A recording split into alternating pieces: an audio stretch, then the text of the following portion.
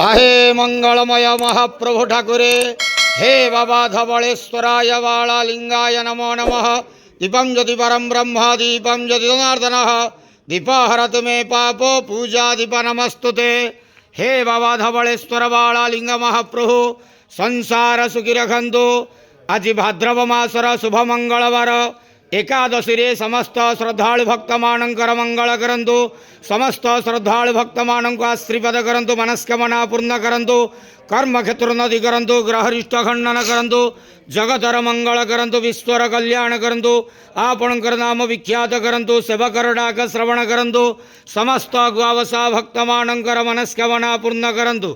महाप्रभु धवलेश्वराय वाळालिंगाय नमः। संसार सुखी रखंतु आनंदे गवार हरि बोलो।